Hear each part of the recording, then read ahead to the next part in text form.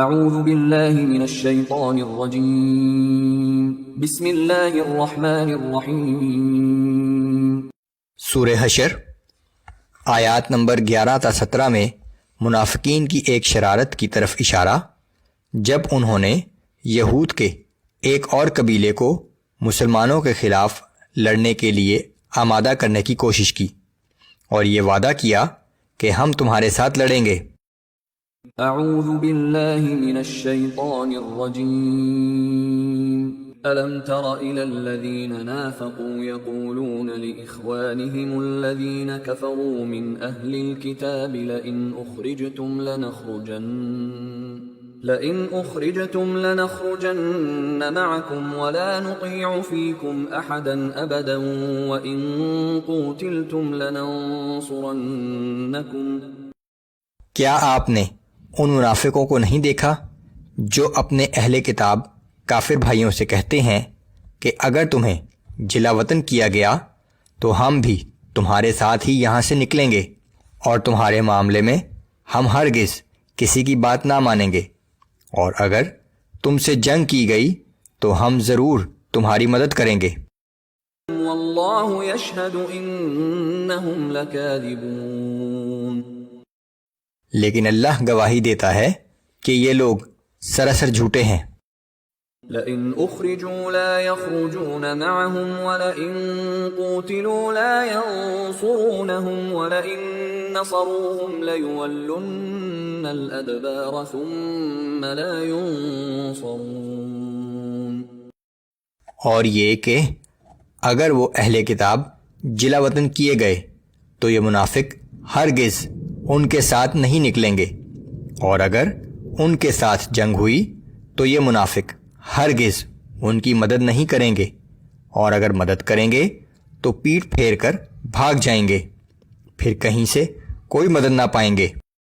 لَأَنْتُمْ أَشَدُّ رَهْبَةً فِي صُدُورِهِم مِّنَ اللَّهِ ذَلِكَ بِأَنَّهُمْ قَوْمٌ لَا يَفْقَهُونَ۔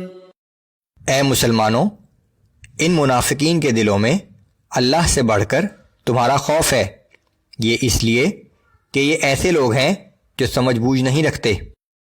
لا يقاتلونكم جميعا إلا في قرى محصنة أو من وراء جدر۔ یہ سب اکٹھے ہو کر کبھی تم سے کھلے میدان میں جنگ نہیں کریں گے، سوائے یہ کہ قلعہ بند بستیوں میں بیٹھ کر یا دیواروں کے پیچھے چھپ کر جنگ کریں۔ بأسهم بينهم شديد تحسبهم جميعا وقلوبهم شتى ذلك بأنهم قوم لا يعقلون۔ ان کی آپس ہی میں شدید مخالفت ہے، تم انہیں متحد سمجھتے ہو لیکن ان کے دل منتشر ہیں، یہ اس وجہ سے ہے کہ یہ بے عقل لوگ ہیں۔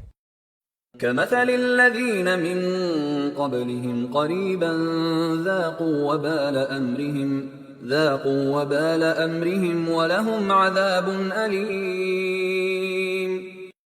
یہ انہی لوگوں کے مانند ہیں جو ان سے تھوڑے ہی عرصے پہلے اپنے کیے کا مزہ چکھ چکے ہیں، اور آخرت میں ان کے لیے دردناک عذاب ہے۔ اشارہ جنگ بدر اور بنی قینقاع کے یہود وغیرہ کی طرف ہے، جب دونوں کو بہت نقصان اٹھانا پڑا تھا۔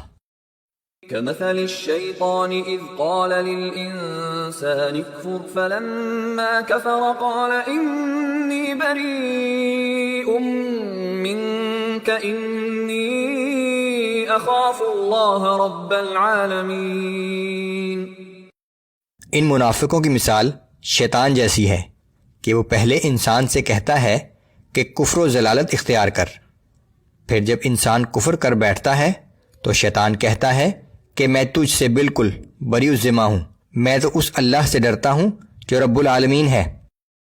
فَكَانَ عَاقِبَتَهُمَا أَنَّهُمَا فِي النَّارِ خَالِدَيْنِ فِيهَا وَذَلِكَ جَزَاءُ الظَّالِمِينَ۔